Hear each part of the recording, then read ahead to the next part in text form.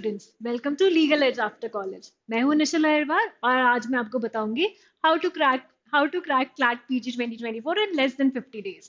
जैसे कि आपको पता है कि क्लैट पीजी सर पे है, आने ही वाला है, तो अपन को स्ट्रैटेजी अच्छी से बनानी होगी ताकि हम क्रैक कर पाए क्लैट पीजी को। तो मैं स्ट्रैटेजी लेके आई हूँ, चलो देख लेते हैं इसको। तो फर्स्ट ऑफ ऑल अपन क्या कर सकते हैं कि पहले 15 डेज में अपन सारे अपना फंडामेंटल्स और जितना भी सिलेबस है वो कंप्लीट कर सकते हैं। और उसमें भी अपन प्रायोरिटाइज करेंगे इंपॉर्टेंट सब्जेक्ट्स को। तो इंपॉर्टेंट सब्जेक्ट्स क्या है? कॉन्स्टिट्यूशनल लॉ, जैसे कि अपन ने प्रीवियस पेपर से देखा गया है कि 20 to 25% जो अपना क्वेश्चंस हैं वो कॉन्स्टिट्यूशनल लॉ पे बने थे। तो ये अपना काफी इंपॉर्टेंट सेक्शन बन जाता है।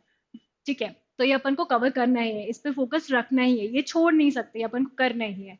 देन क्रिमिनल लॉ में आपने देखा है कि 3 सब्जेक्ट्स इंक्लूड होते हैं, Indian penal code, CrPC, evidence act.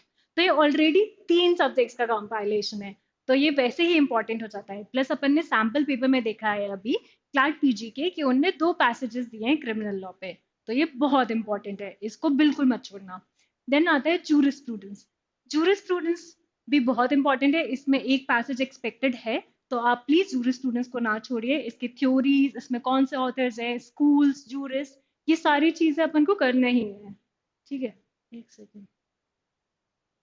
Then आता है नेक्स्ट एडमिनिस्ट्रेटिव लॉ, ये भी काफी इंपॉर्टेंट है। इसके साथ साथ फैमिली लॉ हो गया, पब्लिक इंटरनेशनल लॉ हो गया, एनवायरमेंटल लॉ, ये सारे अपन को करने हैं। इंपॉर्टेंट सब्जेक्ट्स का ये मतलब नहीं है कि अपन दूसरे मिसलेनियस सब्जेक्ट्स छोड़ते हैं, बिकॉज आता तो वो भी है। तो अपन को सारी चीजें कवर करनी है, ये तो अपन को प्रायोरिटी बेसिस पे कवर करना है। जब आपके पास टाइम नहीं है तो आप पहले इन चीज पे फोकस करें, इसके बाद मिसलेनियस पे जाएं। ठीक है। देन नेक्स्ट क्या बात होती है? Case law. तो केस लॉ, बहुत सारे बच्चों का डाउट होता है कि केस लॉ में कहाँ से करना है, क्या पढ़ना है, कितना पढ़ना है, कौन से ईयर तक का आएगा। तो केस लॉ के लिए अपन, अपने पास जैसे 50 डेज ही बचे हैं, लेस देन 50 डेज बचे हैं, तो अपन इंपॉर्टेंट चीजों पे कवर करेंगे, मोस्ट रिसेंट पे करेंगे। तो लास्ट के 3 ईयर्स को अपन को देखना है। 2023 हो गया, 2022 हो गया, 2021 हो गया। अब इसमें भी अपन करेंगे कि 2023 और 2022 के अपन landmark as well as contemporary cases देखेंगे। ओके, एंड अपने पास समय का कमी है, तो अपन 2021 के लिए लैंडमार्क केसेस देखेंगे। अब आती है बात कि केस लॉ में अपन को कवर क्या क्या करना है, कि अपन पूरा जजमेंट कर रहे हैं, वो तो पॉसिबल नहीं है अभी। तो अपन को केस लॉज में इंपॉर्टेंट चीजें जो देखनी है वो हो गया नाम। केस लॉ का नाम क्या है वो आपको याद रखना इंपॉर्टेंट है। उसका साइटेशन क्या है, रेयरली आता है, ज्यादा नहीं आता है, बट ये क्वेश्चंस आए गए हैं साइटेशन पे, तो अपन को ये भी देखना है। फिर आता है लीगल प्रोविजंस। उस केस लॉ में किस लीगल प्रोविजन की बात हुई है, कौन से लीगल टॉपिक्स इन्वॉल्व की बात हुई है, तो वो देखना इंपॉर्टेंट है। ठीक है। इश्यूज क्या रेज हुए हैं ये देखिए।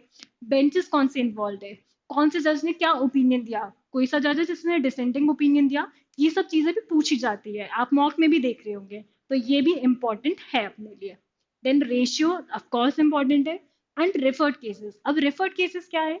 रेफर्ड केसेस बेसिकली कि आपके कोई भी केस लॉ में अभी जो जजमेंट आया है रिसेंटली, उसमें कोई पुराना लैंडमार्क इंपॉर्टेंट केस रेफर किया गया है वो देख लीजिए। कोई ये वाले जजमेंट, जो रिसेंट जजमेंट आया है, उसने किसी इंपॉर्टेंट केस लॉ को ओवर रूल किया है, ये सब चीजें, तो ये भी इंपॉर्टेंट हो जाता है, ये भी पूछ लिया जाता है। तो केस लॉ में इतनी चीजें आप कवर कर लेंगे तो आपके लिए सफिशियंट होगा। ओके। देन नेक्स्ट आता है मॉक अटेम्प्ट करना। पढ़ाई तो हो गई, बट बिना आपको इवैल्यूएशन के कैसे पता चलेगा कि आप कहाँ पे, आप कितना सही कर रहे हैं, गलत कर रहे हैं चीजें। तो आपको अपने आप को इवैल्यूएट करने के लिए मॉक अटेम्प्ट करना बहुत इंपॉर्टेंट हो जाता है। इवन फॉर किसी भी, आप कोई भी कॉम्पिटेटिव एग्जाम कुछ भी तैयारी कर रहे हैं, मॉक अटेम्प्ट तो करना ही चाहिए। तो अपन एक टारगेट लेके चलते हैं। क्या टारगेट रहेगा? कि एटलीस्ट 8 से 10 मॉक अपन अटेम्प्ट कर ले इन अ मंथ। ये एटलीस्ट है, आप ये मत सोचना कि 8 से 10 ही करने हैं, मैम ने बोला था इससे ज्यादा या कम नहीं करने हैं, ऐसा नहीं है, ये एटलीस्ट है। तो अपने पास टाइम कंस्ट्रेंट है, तो अपन 8 से 10 ट्राई करेंगे कि एटलीस्ट ये कर लें। फिर एनालाइज करना। सिर्फ मॉक अटेम्प्ट करने से कुछ नहीं होगा, आपको एनालाइज भी करना पड़ेगा कि आपके अनअटेम्प्टेड क्वेश्चंस क्या रह जा रहे हैं। ठीक है, कहाँ गलतियां कर रहे हैं आप, कौन से रॉन्ग क्वेश्चंस है, तो ये सब चीज देखना इंपॉर्टेंट है।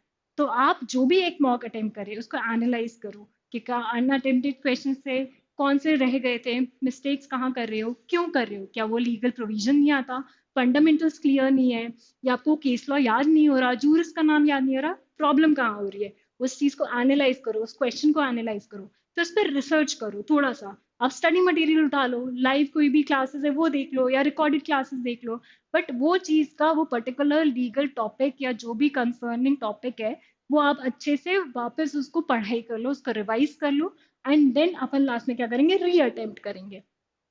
अब री अटेम्प्ट के क्या इंपॉर्टेंस है, री अटेम्प्ट करना इसलिए इंपॉर्टेंट है बिकॉज अभी आपने जो एनालाइज किया है पेपर, तो उसमें अब आपको कितना समझ आया है, तो आप री अटेम्प्ट करेंगे तो आपको वापस आएंगे, और उससे क्या होगा री अटेम्प्ट करने से, वो पर्टिकुलर सेट ऑफ क्वेश्चंस जो है और वो जो लीगल टॉपिक्स है आप वापस से जिस पे रिसर्च करेंगे, तो वो आपके उस पर कॉन्फिडेंस बिल्ड हो जाएगा कि ये इस तरह के क्वेश्चन अगर वापस आता है तो मेरा सही जाएगा, तो आपको री अटेम्प्ट करना इंपॉर्टेंट है काफी। तो ये प्लीज टिप्स जो हैं ये नोट कर लीजिए, अपन को मॉक में इतने मॉक करना है इन ए मंथ, ये टारगेट है, एनालाइज करना है एंड देन री अटेम्प्ट भी करना है। ठीक है, री अटेम्प्ट कितने दिनों में करना चाहिए, तो आप री अटेम्प्ट कर सकते हैं, जैसे कि आज आपने एक मॉक अटेम्प्ट किया है तो विद इन 2-3 डेज आप वापस उसको री अटेम्प्ट कर लीजिए। ओके, देन रिवाइज, कोई भी एग्जाम बिना रिवीजन के नहीं निकलता है, रिवीजन तो इम्पोर्टेंट होता ही है, इसलिए हमने किया था कि फर्स्ट 15 to 20 डेज में हम सारे फंडामेंटल्स एक बार क्लियर कर दें ताकि हमें पास टाइम मिल जाए कि हम रिवाइज कर सके। तो आप जितना भी पॉसिबल है, जैसे आप अगर आज सुबह कोई लेक्चर पढ़ रहे हो उसका शाम को पीडीएफ उठा लो, या नेक्स्ट डे आप रिकॉर्डिंग देख लो स्पीड बढ़ा के, बट रिवाइज करना बहुत इंपॉर्टेंट है, तो आप रिविजन करते रहिए।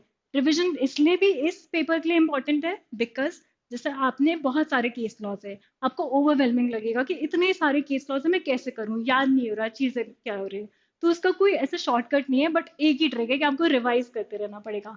तो आप कोई भी पीडीएफ उठा रहे हैं, कोई भी टॉपिक उठा रहे हैं, उसको रिवाइज करते रहिए, सुबह कीजिए, रात को कीजिए, जब आपको टाइम मिले, बट आप करते रहिए, बट उसको ज्यादा गैप मत आने दीजिए, 2-3 दिन में आप वापस रिवाइज कर लीजिए।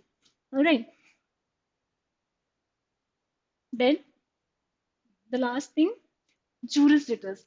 तो हमारा 21 को जूरिसडिटस करके एक क्विज आ रहा है जो कि अंकिता मैम ले रही हैं, एंड वो आप देख रहे हैं कि कितने एक्साइटिंग प्राइजेस इसके, तो आप डेफिनेटली इसके लिए रजिस्टर कीजिए।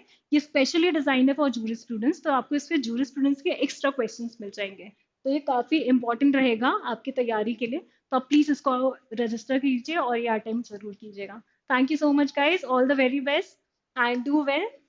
Okay, bye, good luck.